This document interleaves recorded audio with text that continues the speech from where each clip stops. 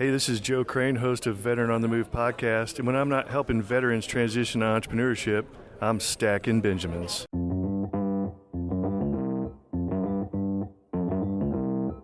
Live from Joe's mom's basement, it's the Stacking Benjamin Show.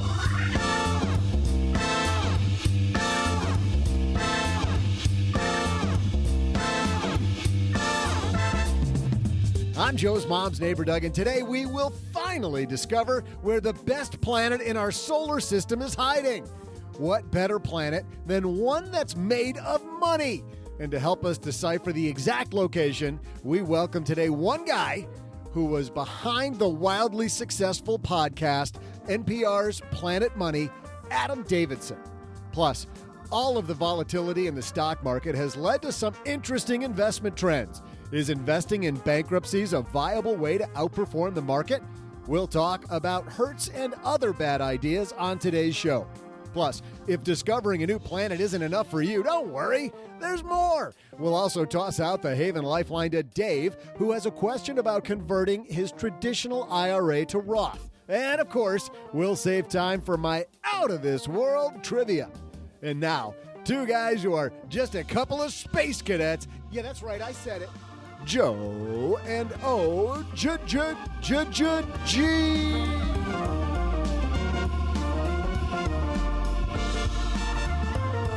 Absolutely, I'm a space kid. Are you kidding me? With all the SpaceX stuff going on, all the excitement around sky rockets in flight. Oh no, I don't want to get on afternoon delight. Oh boy, Does that mean something different? That song might not mean what you think it means. Hey everybody, welcome back to Stacking Benjamins. I am Joe Salsi, High Average Joe Money on Twitter, and across the card table from me, virtually today, because let's pull back the curtain. Even though talk about bass backwards. Doug is live in the basement, I am live at your house. Yes, you are live from an undisclosed location. Well, it's not undisclosed. We're in Michigan. Well, now it's disclosed. There we go. Yeah. Now it's undisclosed. Hashtag spoiler. I just didn't want all the big fans coming in mobbing your it's happened. OG compound. Compound, yeah. That's what this is. I should start calling it that. You know, they talk about how when you use different words, different language, it has different things in your brain. So if you stop calling it a hole, maybe it'll be a little bit more exciting to go to. Beautiful, beautiful place. I'm going to go to the compound this weekend. What are you guys up to? See, that's got a little ring to it, doesn't it? It does, totally does. Hey, we got a great show today. We got Adam Davidson on, one of the creators of Planet Money, OG. Ooh. One of fighting above our weight class all of a sudden. It's incredible. And the second that people hear that voice, they will know that we are definitely talking to Adam Davidson. But first, we've got some great headlines, so let's get this party started. Hello, darlings. And now, it's time for your favorite part of the show, our Stacking Benjamin's headlines. Our first piece today comes to us from Financial Planning. Normally, OG, we don't talk about opinion pieces, but with all the things going on in the world right now, I think this is an important piece written by Desjardins Yarnway. How crisis is accelerating change in wealth management. Desjardins writes, I remember it like it was yesterday. I was a young investment advisor at a large firm. I'd landed there after a long stretch applying for jobs in management consulting, technology, sales, and everywhere in finance.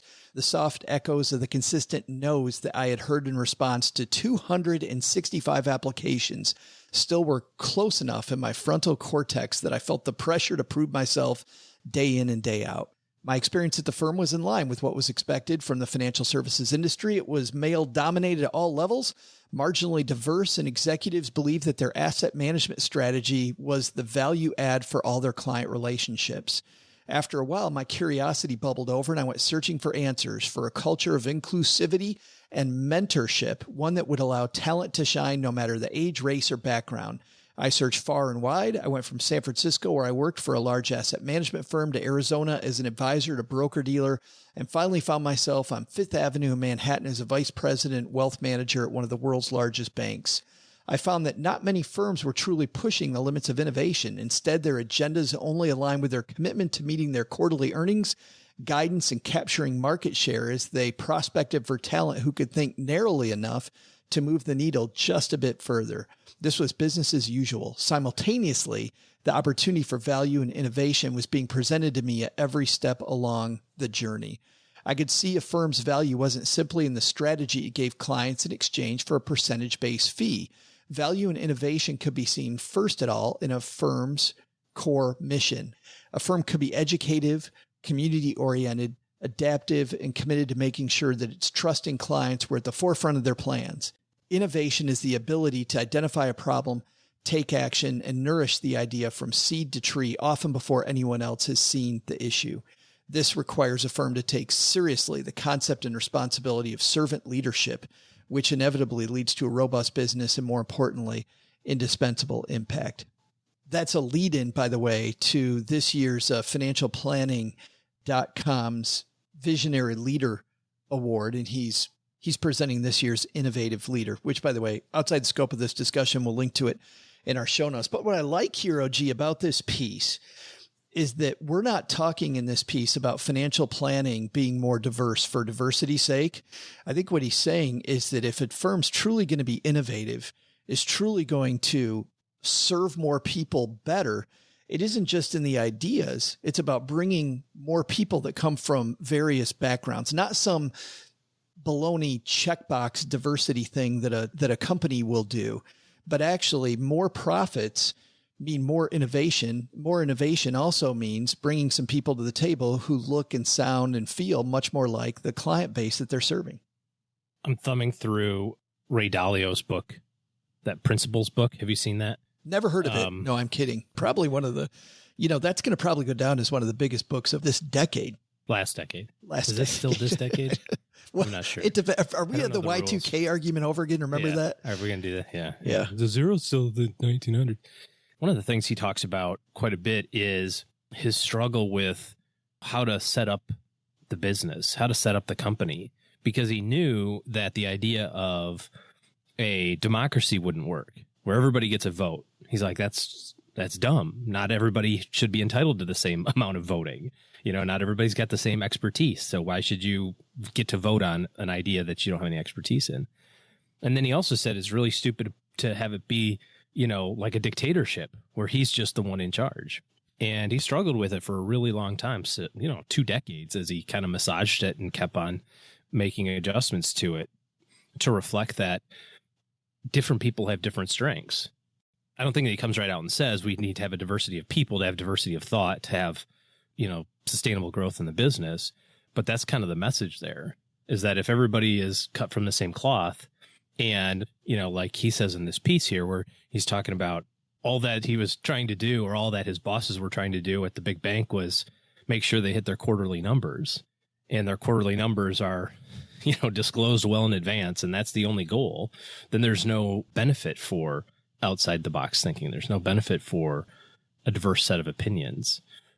But then you look at companies like Bridgewater that Dalio has, and they are some of the biggest organizations and the most well-run organizations in the world, because they just recognize that people have different strengths, and so be it. They could look at things from different points of view. Yeah. It's interesting. When I became a financial planner, I was told that over time I would find people that were like me, and those people I'd be a magnet toward, and other people I would be the opposite end of that magnet. I would repel people who weren't like me. And I just imagine the financial services industry, if we had a wider range of people who were serving people, how much easier it would be for clients to find that fit, right? I mean, when it seems like, I remember going in the room, I don't know how much it's changed, but 10 years ago, being in these big meetings, man, it was overwhelmingly white, overwhelmingly male. And it doesn't mean that white males can't get the job done for their clients. I think that the author of this piece does a good job about talking about making sure that the asset management makes sense. But it's difficult for people to get the message when the messenger looks and sounds maybe a lot different than the person trying to receive the message. Yeah. I think from a financial planning standpoint, I think what you're saying is we would be able to serve more people if we had more people on our teams that were different than us, because they would attract different people. Yes. I attract a certain type of potential client based on where I am in my stage of life and the things that are interesting to me and the things that we talk about on the show. But Jen, one of my planners, she would attract a different type of person. She's in a different stage of her life and has different priorities going on right now. Were you in the industry when the women's seminars first came out? I remember I was speaking on behalf of American Express then. I remember seeing some of these first ones, and they were so condescending, dude. They were so just like mansplaining money to women. I remember a bunch of us just laughing at these seminars going, yeah, I can't present this. I can't, there's no way I'm going to stand in front of a bunch of women and basically talk down to them about money. Thank God a lot of those presentations have changed over time. Yeah. Painful. Good stuff here. We'll link to this in our show notes at stackingbenjamins.com. But I like your point there, OG. I think to cap this off, that I think this is an individual firm by firm realization, right?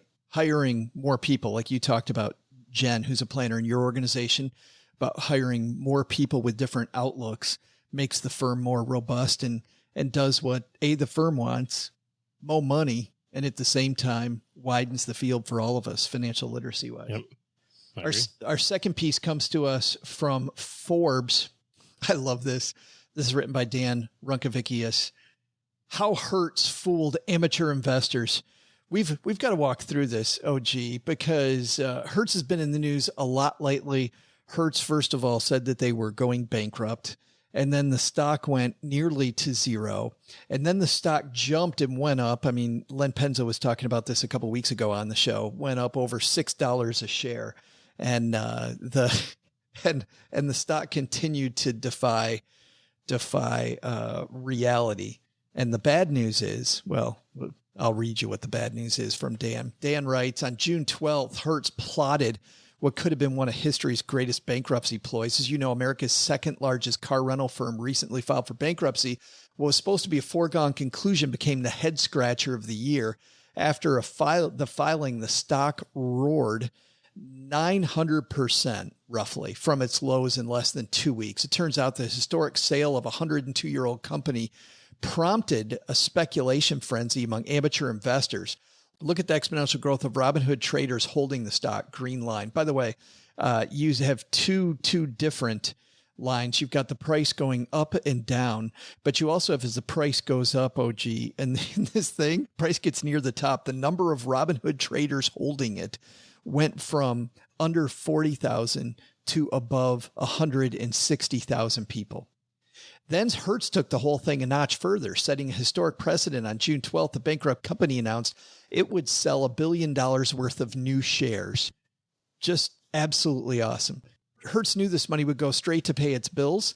Even its legal document explicitly warned that investors would probably lose everything, and yet the company carried on with a straight face. This is sheer trolling, for lack of a better word. Man, I disagree with that. If I owe somebody money, OG, and my stock goes up to $6, and even as far as $6.50 from zero, right? And I all of a sudden have this value in my shares, and clearly investors don't know what's going on. If I'm Hertz, is it my job to do more than what they did? They completely disclosed that the stock is worthless and that this is just going to be money to go pay creditors. No, they don't have to do anything else. I mean, it would be one thing if they didn't do that, right? If they had just issued the stock before filing for bankruptcy, let's say, knowing that they were about to file for bankruptcy. Now you're teetering on certainly dishonest, but probably close to fraud. But after the bankruptcy filing, some idiot wants to still come and buy and sell your company to another idiot. Hey, whatever. And then your little donut shop has got for sale signs in the window, and some guy comes by and goes, hey, I'll give you $100,000 for your business. You're going to take it, right? And then the next guy comes by, he sells it to that guy for $200,000. That guy takes it. And you find out later that some other idiot bought it for $600,000. All you're doing is you're going, well, hell, maybe I'll just buy it back for $1 million and see if I can sell it for $2 million. Well, and I look at it this way. I look at what's the biggest moral dilemma that you and I both have with bankruptcy? The fact that you're not going to pay your bills. Yeah. You're not going to pay the people that you owe money to. So Hertz didn't take this and make a profit. I mean, we don't know who those bills were owed to, right? So it could have been bills to the CEO's pension fund. Right. It could have been that, but it still is a legal obligation. And Hertz's job is to pay off the people that it owes money to. So if, for lack of a better term, idiots go buy a bankrupt stock that's going to go back to zero. And by the way, I think initially Robinhood investors here got fooled by something. And we mentioned this a couple of weeks ago, but I think for new people on the show, OG, it's worth mentioning again. I think they got fooled by what's called the dead cat bounce. Do you mind explaining to people what happens to a stock and why the stock goes up when it goes bankrupt? Well, I don't think that we have any real idea why stocks do what they do on a day-to-day basis. But toward the end of, an issuance of a stock as it's going bankrupt, there's certain people out there that have bet against it. Normally, when you buy stock, you profit when it goes up. But then you can also bet against a stock and profit when it goes down. But eventually, you have to exit that. You have to sell it. So when you put all that money back in the market, when you put all that those shares back in the market, sometimes you see a little bit of an increase in the stock price as you're closing out your positions, so to speak. Back when I was a financial advisor, I would get calls, 2007, 2008, as companies were going belly up. People would say, look, Joe, Lehman is coming back. I'm seeing Lehman start to notch back up again. We should get into that. Maybe they're not going to. No. Don't get fooled by that. They've already filed bankruptcy. It's already worthless. It's already done. We saw this same thing earlier in the year with oil, right? People not knowing what's going on. I think it's important to maybe help people draw a lesson from this, OG, that especially when you're dealing with bankruptcy, with commodities, with options. We had the trader who, it's horrible. He killed himself because of the fact that he got stuck with options. Yeah. All of those things are pure speculation. Anytime that you're betting on something to go to zero or betting on something that is already zero, it's worse than going to the casino, frankly, because at the casino, you've got slightly worse than a 50-50 shot, generally speaking. Like at blackjack, it's like whatever, 49.6% chance that you're gonna win. So at least you've got kind of sort of a 50-50 chance. If you're buying bankrupt stocks, you have a 0% chance. If you're buying an options contract, the value of an options contract at expiration is zero. It eventually goes to zero. So you've got a worse than 50-50 shot. I would say that if you're itching to, gamble some, isn't there like some sports betting that you can do? Some Chinese that was going to be baseball teams or something. I was going to say that was my next question. Is this the absence of sports betting that people decided, hey, I need to bet, so now I'm going to bet on the stock market instead? Yeah, did you hear about what happened at the Bellagio because of the distancing? They wanted to keep everybody away, so they have electronic betting on games. But some knucklehead set up the betting to allow you to keep on betting on the game while the game was going on. Oh my. So they lost $250,000 before they figured it out. 1 and 3 a.m. on like Korean B-League baseball teams. It's like, man, talk about needing your fix to be at the Bellagio at 2:30 and being like, what game's on? Oh yeah, I'm going to bet on them. It's the Hornets against the Bobcats. Yeah, I know them. Oh, the baseball team in South Korea, the AA team. Huh. I guess put me on the, it's already started. Yeah, better yet. Score? Oh, it's the 9th inning. It's 11-0. Yeah, I'm gonna go home team on this one. I don't think it let it go that long, but it was slightly after the game started. And of course, it happens in the middle of the night when neither you nor I would be at the. I know. It's like the infinite leverage thing on Robinhood. How come that didn't happen when I was paying attention? I'm paying attention now, Robinhood. Have some glitch. Please, Robinhood, if you're going to be handing out cash with your glitches. Yeah, or Bellagio. I don't care. I'm agnostic to who has the glitch. Just have it when I'm there. Please. Exactly. I think that that's not our first lesson. Have the glitch when I'm there. I think the first lesson here is understand the fundamentals, at least, of what you're doing before you get involved with some of these more complex tools, including individual stocks, options, commodities, leverage in general. And then our second lesson, diversity in the financial planning ranks. Heck, it's like any other business. If you can find a way to better serve customers by coming at situations more like your customer, I think you're more likely to win.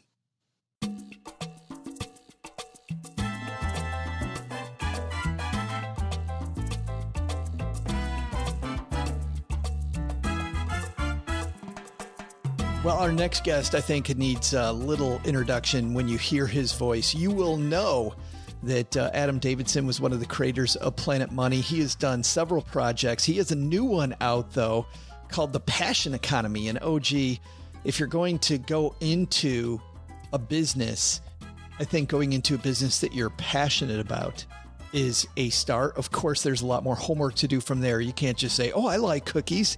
I love eating cookies, so I'm going to make a cookie company. Probably not a good idea. Cookies. But that's certainly... What about brownies? What if brownies was your thing? You just jump into brownies? Ice cream?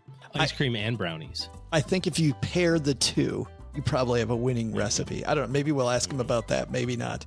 Adam Davidson, the host of the new Passion Economy podcast.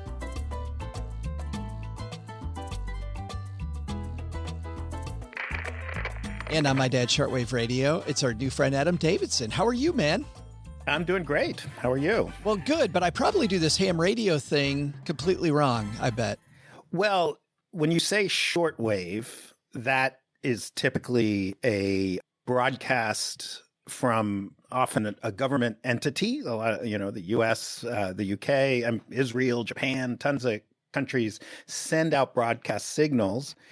And they're called shortwave when they're broadcast, but the exact same waves are also called HF, high frequency, when ham radio operators use them. So if you're getting a signal from just a regular person like me, then it's probably, instead of shortwave, you could say HF, high frequency. Well, I don't know, though, Adam. My dad says that this house is a government institution and he's the government. So maybe. Got you. But it's about the broad, all right. But also it's a misnomer because high frequency are very long waves. They're very wide waves. So it should be called long wave. I don't know why it is called shortwave. Well, I got a question for you from your book and now from the new podcast. And just simply this, are robots coming for our jobs? I would say robots are coming for the jobs we have now, almost without exception. But that's not so bad because there's a lot about our jobs we have now that we don't like doing. We might not even realize how much we don't like doing. And that's going to free up time and effort and value to do lots and lots of other things. So just like your great-great-great-grandparents were probably subsistence farmers somewhere, luckily for us and for them and for everyone, automated machinery took their jobs, but that's only been good news. Very few people want those jobs. In fact, farming is now a job that people take because they want to do it. For most of human history, it was a job people took because if they weren't, they would die. Is the fear around robots taking our jobs then, is it the basic human fear of change that I think many of us have, or is it deeper than that? I think that there are clearly things that are very common in human history that is going on right now. A fear of change and an inability to tell the future, which it turns out is consistent throughout human history. We don't know how to tell the future, and so we get scared. But then also there are differences now because the pace of change is unprecedented. So if you think of, going back to the very beginning of human beings, there have been periods of major technological advance. And you talk to Paleolithic archaeologists, anthropologists, the development of needles, which allowed people to create clothing that was tighter and more robust. The development, of course, of hand tools, the ability to domesticate crops and animals. These were all things that had massive implications, in population. Entire populations died out. Other populations that were small grew big. The very nature of life was transformed many times, even in prehistory. We can just tell from the archaeological record. And then through recorded history, you think of almost any innovation from agriculture to more advanced plows to bronze and eventually harder steels, glass, et cetera, et cetera, et cetera. Every innovation has brought along a massive disruption in basically who wins and loses, who succeeds and who fails. And that often, or almost pretty much always, has a political dimension. It has a equity dimension, it has a huge implication. So in that sense, there's nothing new. And you basically go to any time in human history and someone is complaining about the new thing and how it's going to ruin everything without realizing that new things are a double-edged sword. They do destroy some things, but they also bring other opportunities. So that's the same as it's always been.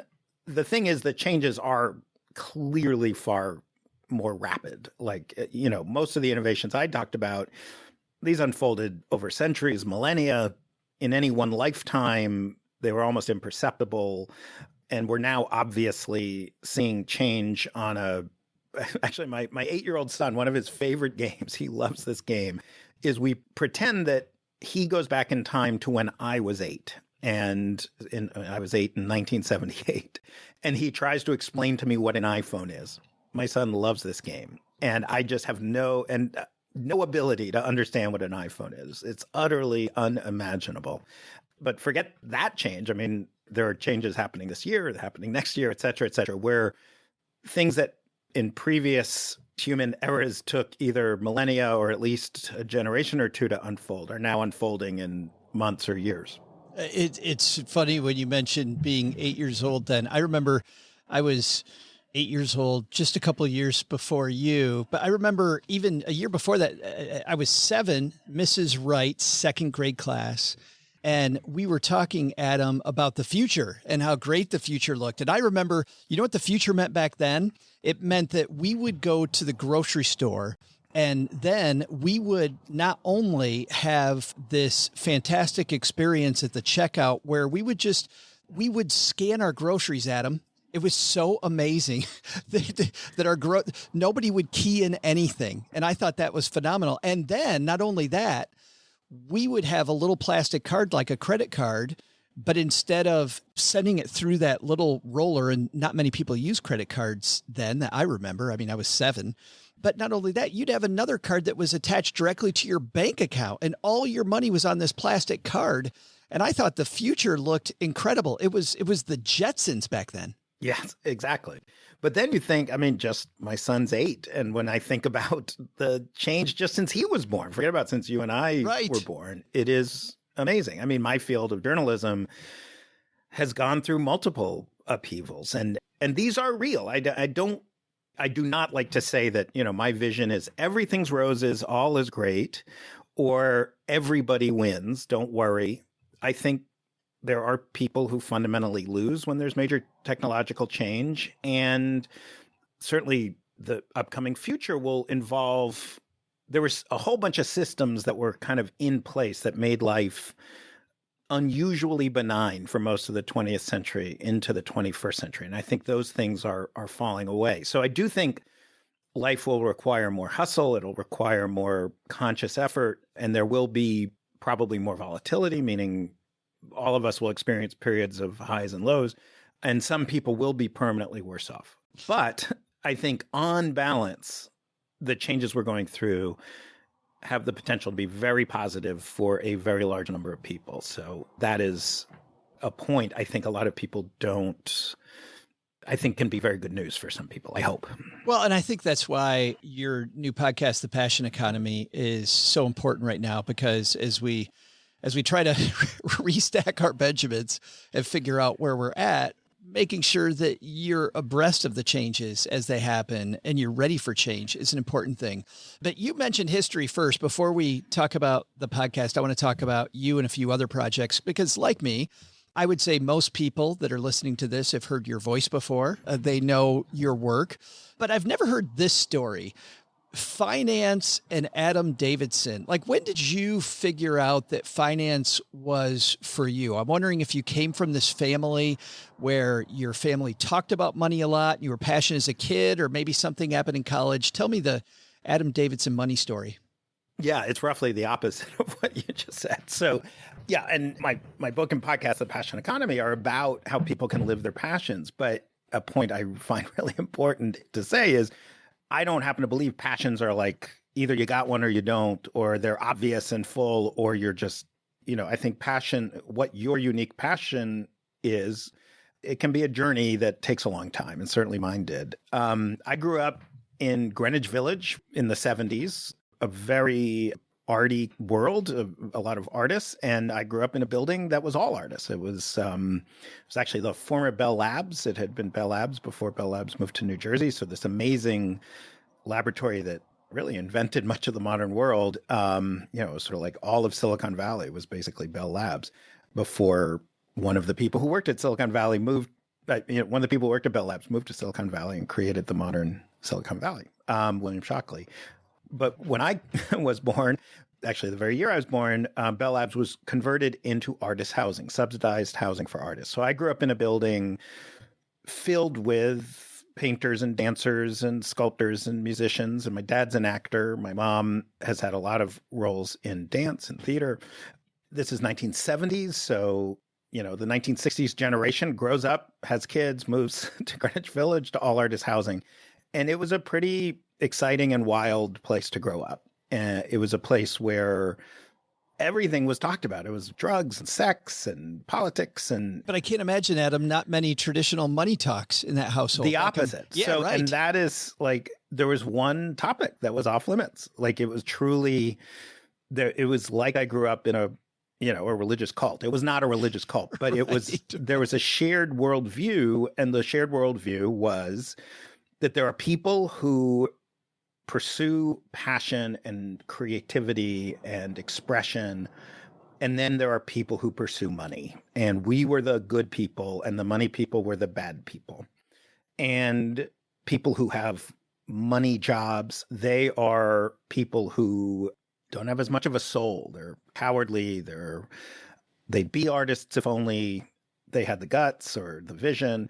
And money wasn't of interest. Stock market, bond market, not interesting in the least. Like, I didn't know people with jobs. I mean, I knew people who made money, but they made not that much money. I mean, the building was not it was rich culturally. It was definitely very few people had any money, but they didn't like go to an office. I have this memory of driving with my dad around Wall Street at some point when I don't know, 7, 8, something like that. And there were all these people, and Wall Street wasn't that far from us. I mean, the Village is just a couple neighborhoods north of Wall Street, but we just never went down there. And there were all these people in suits. And I was trying to figure out if there was a funeral going on because I'd never seen so many people in suits except at funerals.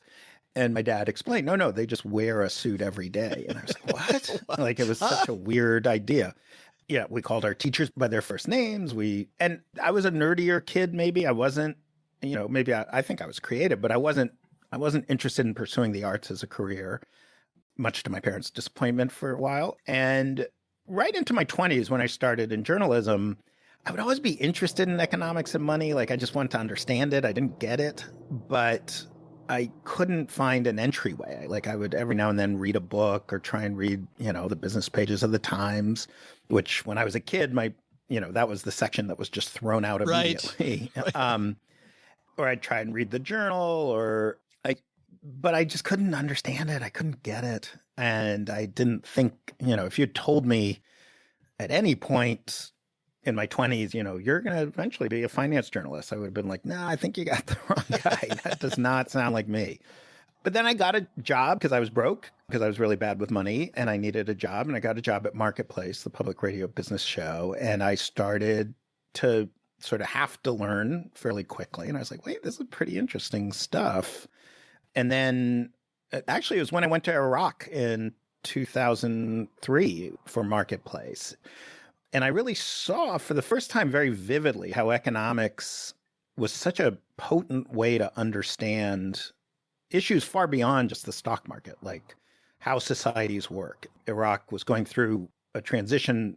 I mean, the idea at the time was it was going through a transition from corrupt socialism to capitalism. But really understanding Iraq through the lens of how opportunity is shared, how goods and services are shared, allowed me to kind of see economics as something that was much more relevant than I had ever imagined. And when I came back to America, I started covering economics in the US. And at first I found it boring again because, nothing like a war to interest a reporter. It was very dynamic and exciting. But over time, I started to pay attention and realized, oh, okay, all the things I'm interested in. How does society function? How does power work? What is right and wrong? What is, there's a practicality to looking at it through a business lens that's very interesting. And it started to feel like, oh, I'm getting to understand the rule book for the society I live in, and realizing, oh yeah, my parents and the people I grew up with, it's not like I want everyone to be fascinated by money or to become a stockbroker, but it's like you live in a capitalist society. It has rules. It has systems. It's not a bad thing to understand, but I do think that there is a problem in how the media presents it to people. It's often a little bloodless, a little less dynamic and exciting. So that eventually became my passion, but obviously a circuitous route. It certainly was. And I like the viewpoint, Adam, of being able to look at Iraq and then bring that back here and almost see what's going on here through a whole new set of eyes because of your experience there. Much like that, this is the third economic downturn we've had this century. We've had maybe even more than that, but 2000 to 2002 was, of course, the biggie. We had 2007, 2008, and I know during that one you won the George Polk Award for your This American Life episode about the chain of events that happened there. And then there's this one.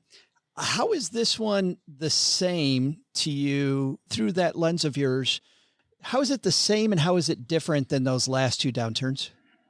I mean, I think there's sort of an overall thing happening that is both in part causal of these downturns and also exacerbated by the downturns, which is this dramatic shift from labor to capital. In the grandest scheme, like looking from the 50,000-foot view, the share of our economy that goes to capital, meaning people who own stock rather than people who earn wages, it's something like quintupled for capital. It's gone up. It's been a wildly disproportionate growth area. We can argue whether that's good or bad, but it is true. It is a thing that has happened. And that has happened for a whole bunch of reasons we can get into, but technological change, globalization, government policy. But as a result, what you see is a wildly disproportionate share of the growth of the economy going to a very small number of people. So fewer than half of Americans own stock of any kind, but the vast majority of stock wealth, not surprisingly, is in the hands of the very richest. So, so when you hear capital, yes, we all have our pension funds, not all of us, but most likely if people are listening to a podcast, they're in the demographic that has not pension funds, but has a 401k or a stock fund or something. But capital really means the very wealthiest families because they, not surprisingly, own a wildly disproportionate share of stock. And this is such a great change that you really do see, rather famously, the stagnancy. You really do see that people below, say, 20% of the income or wealth level, which, let's say people who make less than 70, 80 grand a year on average, something like that, as a group are just not making much money. And that means some of them are making a little bit more, some of them are making a lot less. And that is a fundamental change in our society. It's a really big change. And one of the ways that change manifests is how we borrow money, how we spend money. And that has created real confusion in what economists call the business cycle, like the kind of boom bust cycles. There are many other things happening around the world that are also impacting this. But basically, we thought we had a pretty clear understanding of how to manage an economy right up until the 2007, 8, 9 financial crisis. And since then, we learned that we don't at all, and that we had messed up the 2001 recession, and that we had really just kind of swept a lot of fundamental problems under the rug and ignored them and just exacerbated the next crisis. So what they all share is this profound, we are unmoored. We had a kind of Keynesian approach for most of the post-war period. Then we had this more Chicago school monetarist approach. And now we don't know what we got. We're very confused. And then we also see that, and this is definitely something that came up a lot in the Middle East, that when a significant number of people don't see benefit in participating in an economy because they see that their effort doesn't benefit them, it fundamentally changes the politics of a nation in ways that are deeply scary. So it's bad for economies, but it's also bad for democracy when the benefits of an economy are not, at least reasonably shared. I'm not saying, you need, I don't believe in like some socialist economy where everyone gets exactly the same, but we're clearly out of whack. Boy, and we get more change every day. I just saw a meme that showed the calendar changing to June, and the meme said something like, "Oh, what the hell now? Like, what's the next thing to change?" Which means, Adam, to transition to your current project, The Passion Economy. I know you had a book that came out at the beginning of this year called The Passion Economy. Well, you know what? Before we even get into it, let's listen to a little trailer of the show.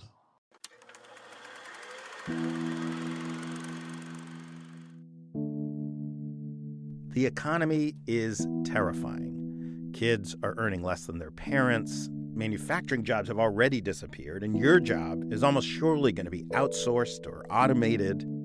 I'm guessing at least some of the time you feel like the economy is changing way too fast and you are getting left behind. And here's the thing, you're not wrong. The economy is not just changing, it has fundamentally changed. And you have to change as well.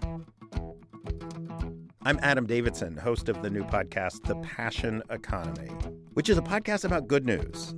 I'm here to tell you that you are not screwed. In fact, I think for a lot of us, especially people who have special talents, the world has never been more exciting. Meet the people who have figured out how to thrive in an economy that seems stacked against us. It was like born out of desperation because I had no choice. They're not going to be billionaires. The goal was never to create this massive, massive market. They're going to be like you. We're not going to be a Fortune 500 company. That's okay. Regular people who want to be successful, make money, have a good, rich life, and love what they do. The last part, loving what they do, that is key. Actually, that's the key. Timing and opportunity align for me to really live my passion the way that I want to live my passion. On this podcast, we are going to figure out the new rules, the new ways to succeed in our new and often terrifying economy. If there's not a space for you, make a space. If there's not a seat at the table, make a new table. So tell us a little bit about it. What made Adam Davidson turn his lens on this topic? So as we just discussed, I spent much of the last 20 years covering the downside of this dramatic change we're going through, covering rising economic inequality, obviously, covering the war in Iraq, covering an economic system collapsing. And I stand by all of that. There's real pain, there's real fear and understandable fear, lots of different fears, lots of different ways to be afraid. I also began to notice that there's a flip side, that any dramatic shift has winners and losers. And the winners in this case are not just the super rich. That this new economic system offers a kind of opportunity that's a new opportunity to human beings. And I think a really good opportunity, an exciting opportunity to do something, frankly, people have wanted to do forever and have not been able to do it. It's the opportunity to build a financial life that ties directly to your internal life, to your emotional life, to build a career or a business around the things that you are most passionate about and connecting to those people out there who most share your passions. Like feeling some congruency. Yes, exactly. Yeah. And this it can manifest in sort of touchy-feely stuff like, I'm making crafts or whatever, but it also can be very pragmatic. It can be, an accountant who has come up with a way of engaging clients that is more humane because of the way the accountant wants to have a connection with human beings. And he's able to do all the, what he himself would say, boring old accounting stuff, but he's also able to add, far more of an in-depth human touch. It can be, manufacturing, people understanding ways of creating products that serve a business function that they're particularly fascinated by, aircraft engine parts or bottles of wine or whatever it might be. It doesn't mean self-indulgent. It doesn't mean non-economical. Many of the people I talk to are very very well off, although my interest is not in figuring out how to maximize your income at the cost. It's how to understand that this economy allows you to not make trade-offs between quality of life and your business. Well, let's, if you don't mind, let's get a little specific, because in your first episode, you go back to your Iraq time. And my understanding is you hook back up with a gentleman who served as your translator, right? So you make this really real from that Iraq point of view immediately. Yeah, this is Amjad Rajeb, who's has a taxi and limousine company in the Washington, D.C. area. If you're looking for luxury, wonderful. I wish I remembered the name of his company off the top of my head, but please tweet at me at Adam Davidson, and I will connect you with Amjad. So I found it so interesting to look at the change we're going through the lens of Iraq, because Iraq, under Saddam Hussein, you had one of the most centrally controlled economies in history. I mean, he explicitly modeled himself after Stalin. And almost everyone who had a job in Iraq had a job with the government. And if you didn't have a job with the government, you're working for some company whose actions were controlled by the government. And this was horrible in so many, many ways, including making the country extremely poor and the unbelievable corruption and obviously the human rights abuses. This was terrible. And I in no way want to say anything other than it was terrible. But what was a surprise to me is how many Iraqis, it's not that they loved it or they loved Saddam. I mean, some did, obviously, but you get used to something and change is terrifying, even if what you're used to is a country where the average person might make $30 a month and has no upward mobility and no opportunity. And the other thing that was striking is you had a country where literally in a day, it went from one economic system to another. So there was that Thursday when Saddam fell. I was in the south of Iraq on that day, and then I went to Baghdad that Sunday. And by Monday, there were markets open in a free market. Turned out later the free market was destroyed. But for a little bit, we went from essentially the most controlled economy to a completely uncontrolled economy and a completely open economy. And a lot of Iraqis were really terrified. Iraqis who hated Saddam, who dreamed of his ouster for years because they didn't know the rules. How does this new thing work? What do we do? How do I get ahead? But some people figured it out. Some people were like, I think I get how to do this. I think I get how to succeed in this economy. And Amjad had a feel for that. He was a journalist. He worked for the English language cable news channel. And he also worked for this newspaper, Babel newspaper, owned by Saddam's son, Uday. These obviously were not free market enterprises. These were propaganda arms. But he right away was like, okay, I got to be near these Americans. I got to learn how they do stuff. And so I speak English well. I could be a translator. And he was an amazing translator. And he and I kind of had this running discussion as we traveled through Iraq for a year about how the rules were changed and who was figuring it out and who wasn't figuring it out and what did it mean. It took him a real adjustment once he eventually, I left obviously, and then eventually he came to America as a refugee. There's a funny moment. He landed in Washington, D.C. or in Virginia, and he got some rental apartment somehow. And I wasn't able to see him. That I saw him right away after, but he called me up in a panic. And he said, in America, you must pay money for the right to buy in a shop. And I was like, what? He's like, I'm in a store and they're telling me I have to pay money just to have permission to shop in this store. What is going on? I was like, no, Amjad, that sounds like a scam. I don't know what you're talking about. And then it took a long time to figure out that the apartment he got was right above a Costco, and he was going into a Costco. And he was like, I did not think that in America anyway, it was very funny. To shop. Yeah. And then you thought privacy was bad before. They check your receipt on the way out too, Adam. Yeah, exactly. Yeah, it's like, no, that's just the one shop. Because I gave him a big thing about, no, Amjad, you don't understand anything. That's not how it works. And then I was like, okay, yes, it does work in that one store. And there's one other, but that's it. Well, maybe BJ's. Anyway. Yeah, maybe three, but I swear that's right. Yeah. The podcast is The Passion Economy. That first episode I listened to is a ton of fun. And I'm assuming, Adam, it's available wherever finer podcasts are distributed. Yes, widely, Apple, Spotify. I use Overcast a lot. Yeah. I like that. So yeah, wherever you get your podcasts. And the website, by the way, is passioneconomy.com as well. And don't worry, everybody, we have you covered. If you're walking the dog, as Adam and I are talking, we'll have the links at the show notes page at stackingbenjamins.com. Adam, thanks a ton for telling us a little bit of your story, and congratulations on the new show.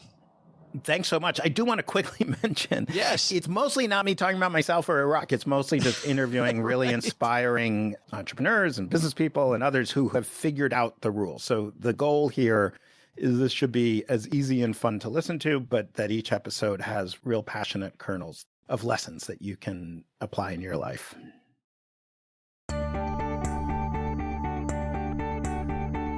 Hey there, Stackers. I'm your trivia pal, Joe's mom's neighbor, Doug. And this whole appearance by Adam Davidson, frankly, has me a little confused. NASA, Elon Musk, and Jeff Bezos are all pushing to settle Mars, so why not settle Planet Money? Joe didn't even ask Adam one question about where Planet Money is, and if we found it, our problems would be solved, people! That is just a major oversight on your part, Joe. Come on, it's interviewing 101. All right, before I totally lose it, we better get to today's trivia. We all know that Neil Armstrong and Buzz Aldrin first touched down on the moon in 1969, but what year was the last NASA lunar landing?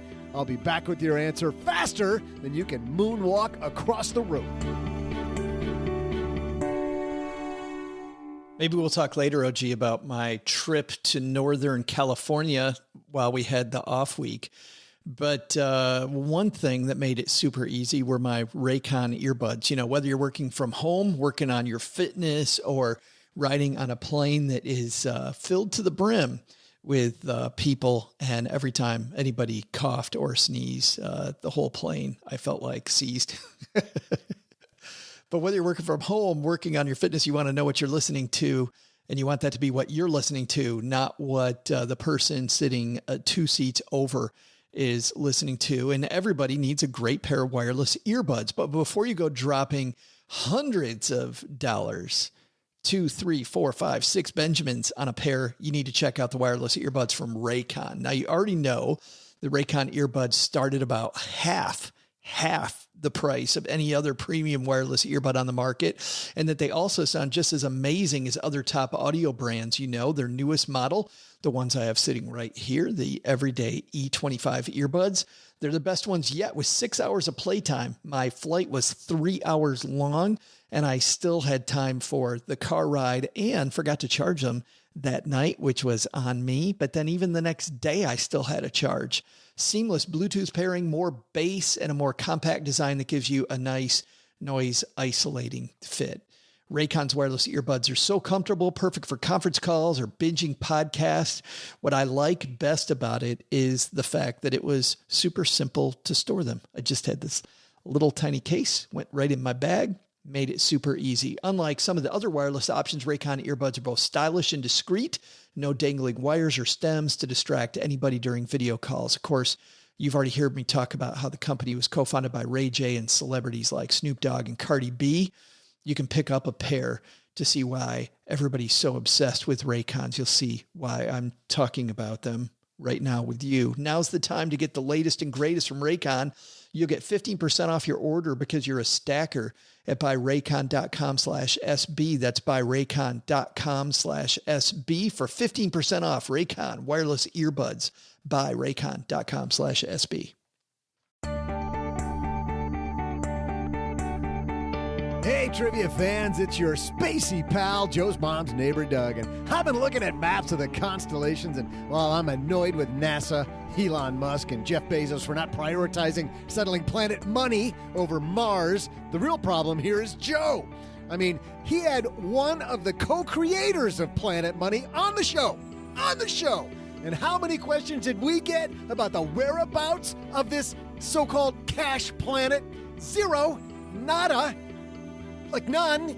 Finding that planet could have solved everything. Federal debt, gone. Student loan debt, gone. A thing of the past. Need some new rims on the El Camino? Yeah, this guy does. Of course, we can all get new rims and valve stems once we reap the benefits of planet money. When I'm president, there's going to be no more of this Mars business. We're going in for big old planet money. I mean, it's out there somewhere. I mean, finding planet money is going to be like the 8th thing I do when I take office. I mean, the ninth thing I do would hashtag Doug 2020. Now that you know the important cornerstone of my campaign for president, let's get back to today's trivia. We all know that Neil Armstrong and Buzz Aldrin first touched down on the moon in 1969. But when was the last NASA lunar landing? There were 6 lunar landings in a row during NASA missions across a 41-month period starting July 20th, 1969, with Neil Armstrong and Buzz Aldrin on Apollo 11. The last one? Well, that was December 14th, 1972, with Gene Cernan and Jack Schmitt on Apollo 17. We need to get back to the space game, NASA. But now, let's set our sights on the real planet, Planet Money. I'm off to catch that Davidson guy before he signs off the shortwave. Somebody's got to ask the big questions around here. I'll show you how it's done, Joe. What do they say about darts and hand grenades? Mm-hmm. You were close. You were within a year of getting that right. Nice trivia. I can't wait for us to get back there, to get back to the moon. You excited about that too? I was listening to a podcast the other day. In fact, I told you about it. I don't remember which show it was, but the guy they were interviewing, his name is Naval Ramakant, and he said that we're missing the opportunity on the moon to like try all of this engineering and energy type harnessing, whether it's nuclear or fusion or solar or whatever. Like we should be testing all that crap on the moon where it has virtually no impact to us on the Earth. You know what I mean? Like that didn't work. You should build a nuclear power plant on the moon, and if it blows up half the moon, it does what it does, right? There you go. You know? Yeah. You know, and try it out there and then harness that energy and take it back to here. So that's a cool idea. I'm just so excited about that science. And I remember when we had Rosalie Lopez on. Remember that episode? And she was talking about how now she does most of her work not on volcanoes here, but she's working on Titan. And they're learning a lot about what goes on under the earth by studying what's happening much more prevalently on the moon Titan. So interesting. In fact, I was just at Lassen Volcanic National Park. A national park, by the way, I didn't know existed before 2 years ago. It's been around since. Did you get your stamp? Did you get your stamp in your passport book? Cheryl did. You know what I've started doing on my away luggage now? My daughter started this trend. When I go to national parks, I stick a sticker on my luggage, and it's super easy to tell which one's mine now because it's got stickers all over it. So I also got a Redwoods sticker. I got a Highway 1 sticker. And I, of course, got the sticker of the tree that's so big that the car can go through it. Yep. You had to have that. I was going to get the one from the mystery spot, but I still couldn't find it. So how many cases of wine did you get? That's what I want to know. I bought 1 bottle of wine. Most wineries were closed, and we sat outside by ourselves. Picked your own grapes, made your own wine? Made our own wine. We said, hey, can we help ourselves? They're like, sure, man. So, yeah, it was good stuff. Hey, OG, let's throw out the Haven Lifeline and tackle some of life's most important questions. Our friends at Haven Life Insurance Agency, they put what you value first. Hanging out at the compound, obviously, the family compound. And trips to the moon. I'm about to go putt-putt golfing, so can we wrap this up? Beware the windmill. Well, that sounds like quality time with your loved ones, which is exactly what it says here in my script. It's why they've made buying quality term life insurance actually simple. Head to stackingbenjamins.com/Haven Life now for a free quote. Their application's simple. It's online. You get an instant coverage decision. Prices are affordable. All policies issued by their parent company, Mass Mutual, more than 160 years old. Today, we're throwing out the lifeline to Dave. Say hi, Dave. Hello, Joseph and Original Gangster. I'm considering converting my traditional IRAs into Roths this year and wanted to get your thoughts. Last year, our income was around $285, but I was laid off in January. I'm starting a new career, so I don't expect to bring in much this year. But taking into account my wife's income, my severance plus unemployment, I expect us to be around $225 for 2020. I'm 44. My wife is 43. 2 kids, a 2-year-old and a 3-year-old, with 529 set up for both, with around $10K in each. No debt. Currently have around $450,000 in retirement accounts, but only $15,000 of that is in a Roth 401k, and the rest is pre-tax. $12,000 in a brokerage account, and since neither of us has an employee-sponsored retirement plan, we're putting $2,000 a month into that account right now. Have a little less than $300,000 in cash, which is completely nuts, but we'll use 35 to 45% of that on a house down payment within the next year. Just moved across the country from a high cost of living area to a lower cost of living area, and currently staying with my mom, so I too am broadcasting from mom's basement. I have a pension that'll pay around $4,000 a month at 65, and I'll inherit a family farm that'll kick off a few thousand a month probably as well. So here's the question. I have $50K combined between 2 traditional IRAs, and the rest of my retirement funds are in old company's 401k. Considering our income will be down, we have the cash to pay the taxes, and our current retirement portfolio is so heavily weighted toward pre-tax, seems like a good opportunity to convert. Please be my co-pilots and help me land our plane. Love the show. Size large. See ya. Nice flex, Dave. Size large. But he is. That's not what I was talking about. But he is somebody just like us in mom's basement. But he sounds like he's got the whole family there. Yeah. Which is great. You should try renaming it to the compound. Don't call it the family farm, the compound. See if it is a little more comfortable. It's good. What are you thinking, OG? I mean, there's a lot of stuff going on here.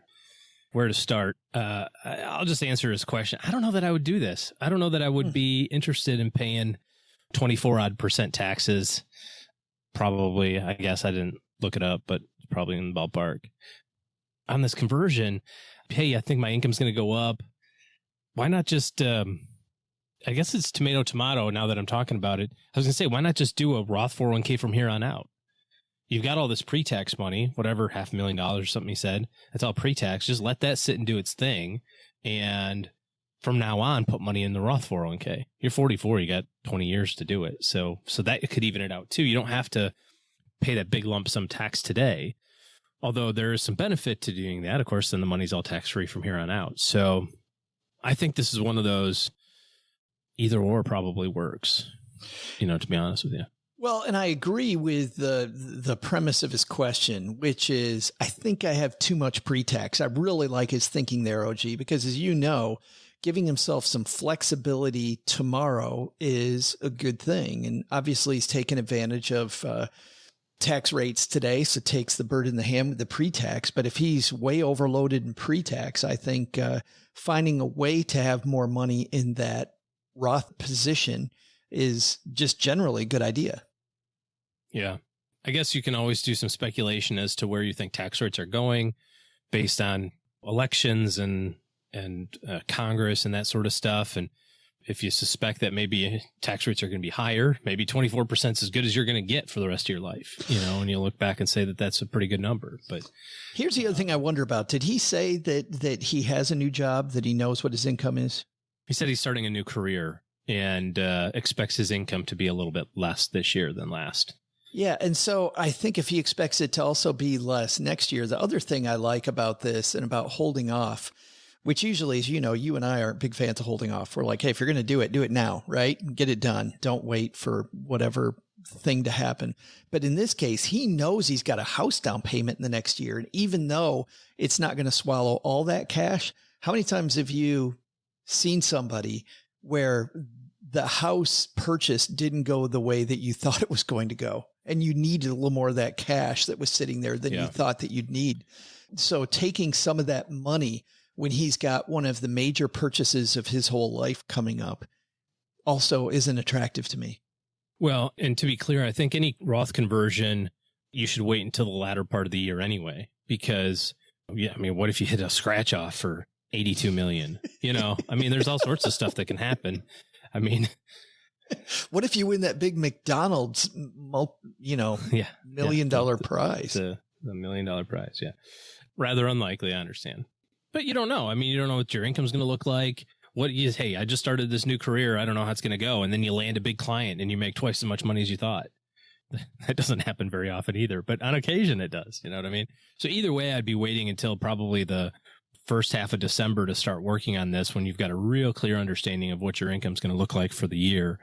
And if you can shuck and jive a little bit and move some things around to, defer some income, maybe you do get that big client in November, but you can negotiate it so they don't have to pay you till January. So you don't get that big check in December. You know what I mean? Like you have some more flexibility if you're thinking about it a little bit like that way. But you want that income to be as low as possible the year that you make this move. Yeah. And it sounds like he thinks that this is the last year. It sounds like he's saying, hey, this is the lowest it's going to get over my lifetime. So it's now or never type of thing. The other thing I would add to this is it doesn't have to be all at once. That tax bracket for married filing joint is pretty wide. It goes up to somewhere $320,000 of taxable income. So even if your income starts increasing quite a bit, you've still got a little bit of wiggle room in there, and you don't have to all do it all at the same time. It's not an all or nothing proposition. If you've got this $5,000 or $50,000 you want to convert, you could also just say, hey, I'm going to convert $10,000 a year for 5 years. I'm going to convert $5,000 a year for 10 years, or whatever, however you want to do it. There's no right or wrong way to do it. So maybe it's the right time. Maybe it's not. I wish I could give you better answers. There's probably some math involved and we could figure out whether or not it's a good answer. But I do think, how you're thinking. Yeah, I do think directionally though, diversifying this tax out is a good idea. Thanks for the question, Dave. You got a question for us? Be like Dave. Head to stackingbenjamins.com/voicemail. That sounds like a TM after it, doesn't it? Be like Dave, TM. Mm-hmm. To be like Dave, head to stackingbenjamins.com/voicemail. All right, man. That's going to do it for today. We're going to let Doug thank everybody, and there's a ton of people to thank. Before we get out of here, just a couple of quick things. Number one is Mom's bragging again, OG. It's about time. She's got a review on the refrigerator. 5 stars from Diesel 3333. Love the show and commentary. Keep everyone involved and entertained. That is our goal, Diesel. And Mom is very proud that you noticed. Thanks. That's Vin Diesel? Probably Vin hanging out with us. If you can leave us a review and share with people what they're getting into when they listen to Stacking Benjamins, we appreciate it. And definitely Mom does when the Bridge Club starts coming over again, hopefully here in the near future. Last point, if you're somebody who needs better help than just a couple guys sitting on microphones, OG and his team are taking clients. So if you need help in your corner, head to stackingbenjamins.com/OG, and that will link you to their calendar, and you can meet with OG's team to find out how they can make your financial planning go better. All right, Doug, you got it from here, man. What should we have learned today? So what should we have learned today? First, take a lesson from our headlines. Thinking about investing in a company that's gone bankrupt? Yeah, that's just gambling. And if you don't know who's going to lose during a gamble, it's you. Second, take a lesson from Adam Davidson. You don't have to hate your job to pay the bills. By focusing on your passion economy, you'll be a fountain of ideas on how you can make money by taking advantage of doing what you love. But the big takeaway? Wait, Planet Money's just a podcast? It's just a podcast! Oh my God, nobody's actually discovered Planet Money? That means I can be first! I'm gonna do it! Let's do it! Special thanks to Adam Davidson for coming down to the basement. You can find Adam at adamdavidson.com. Also, we will link to his new podcast, The Passion Economy, on our show notes page at stackingbenjamins.com. This show is created by Joe Saul-Sehy, produced by Taylor Stevens, and engineered by the amazing Steve Stewart. Online, visit us on Twitter at SBenjaminsCast or on our Facebook page. I'm Joe's mom's neighbor, Doug, and I just jumped the shark. SB Podcasts may receive payment on the show from sponsors and guests in the form of books, giveaway items, discounts, or other remunerations. That's a big word. There's no way you take advice from these dorks, but like Joe's mom always says, don't take advice from people you don't know. This show is for entertainment purposes only, and before making any financial decisions, consult with a real financial advisor.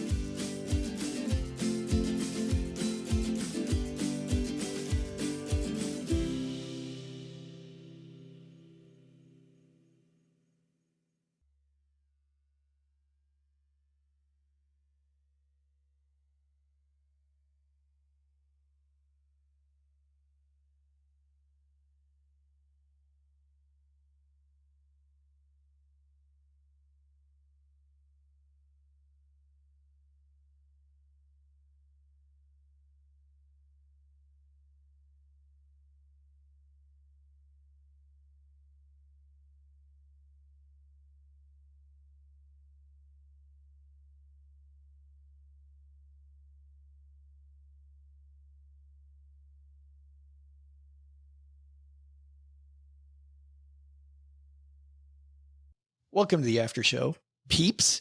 This is the part of the show that does not exist. Is it raining? Here at your house? Yeah.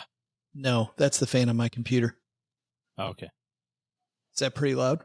Well, it's hard to tell because like my fan's going like crazy too. So yeah, when we say that our fans are going crazy, it's a whole different thing. Because it's so hot in her. Cheryl asks me, she's like, how'd the show go? I'm like, our fans were going crazy. She's like, oh, wow, show must be going well. We got her fooled. But during the break, OG, we didn't get to talk about this on Monday. I went to Northern California. By the way, for those people that were worried about traveling now, I can speak roughly about that. Plane, American Airlines, packed full of people, just sardines in the planes going and coming. But beyond that, once we got to Northern California, we had, even on trails, people would turn away from you. We had at the places that we'd stayed, it was clear that our rooms had not been touched in a while. In fact, we stayed at this beautiful place right along the Pacific Ocean, and there were 3 groups of people sitting there. They have one group, us, down on one end, one in the middle, and one way on the other end of the little resort. But I'd never been to this place, Lassen Volcanic National Park. It's been around since 1918, OG. I'd argue it's been around for a lot longer than that, but good point. Since the dawn of time, but this is since its inception as a national park is what you mean. Yes. And so the park was formed, it's my understanding, after the volcano erupted. But before it erupted, there was a heck of a story where there was smoke coming from the top and there was some rumbling. And so 3 dudes decided they needed to go to the top to find out what was going on. Because I don't know about you. What the heck is happening? Yes. I don't know about you, but if there's noises in the basement and my hockey ski mask is gone, I immediately head to the basement. Exactly. Chainsaw. You hear a chainsaw running. I got to go down there and check it out. It's the very first thing that I need to do. But they go to the top and they get nearly to the top and it begins really rumbling. There's a big rumble. And they're within, I believe, a quarter mile of the top. And so then they start running, which is good because after they got down, the thing blew, the top blew. But what was even more amazing was that after the first explosion, a group went down to look at what happened. And luckily, they only stayed there during the day and then left the area at night because within a couple hours of them leaving, the volcano blew again. It was incredible. There were these huge rocks that were over a couple miles from the top that had been carried down from the top of the mountain. Also, my first time summiting a mountain, I'll have you know. Okay. I need a point of clarification. Can you comment on the elevation of said air quotes mountain that required summiting? 10,600 feet, roughly. I think it's 10,572. I'm not sure that qualifies as summiting, but I'll let me ask the judges. It took 2.5 hours to get up and down from the top. I'm not saying that moving your fat behind up 10,000 feet wasn't easy. It was hard. And actually, a car got us to 7,500. So we only went. Okay, that makes more sense, actually. I was like, damn, you walked 10,000 feet? That's pretty good, actually, in 2 hours. It took me 9 to go from 5 to 10. I still felt gassed, just completely gassed. Oh, yeah. When I got to the top, that thing was difficult. And it's also while being cold. It was snowy. There was snow on the top of the mountain. We kept going through big packs of snow. Lassen Volcanic. If you've never been there. I didn't do any of that stuff on my vacation. No? You just went out on a boat. I saw you and the family out on a boat on Houghton Lake. Probably about 5 years ago, I bought a couple pairs of jet skis, or a couple pairs. That sounds really grotesque. Pair of jet skis. I bought a flock of jet skis. What is it called when you have a multitude of jet skis at your compound? I bought a credit card max of jet skis. Isn't that what they call a flock of jet skis, a credit card max? Yeah. It was kind of cool to do that, but anyways, I bought an American Amex points. I bought an American Express credit check of jet skis. Mm-hmm. So anyways, I have 2 of them. So I was like, oh, these can be great. And, we've used them more this year than we have in any other year, I think. But it kicks your ass, man. It is. I'm just old. Yeah, turning that wheel. Turning that wheel, having to pull your wrist like from here a quarter turn to get that. No, it's a button. It's even easier. You got to press the button. I'm talking about like the waves where it's like, rah, rah, rah, because you're trying not to fall off.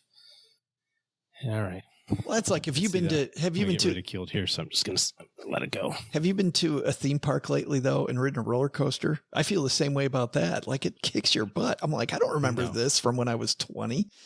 Don't remember that at all. No, I haven't been to any place cool in a long time other than the compound, which now has gone to incredibly cool.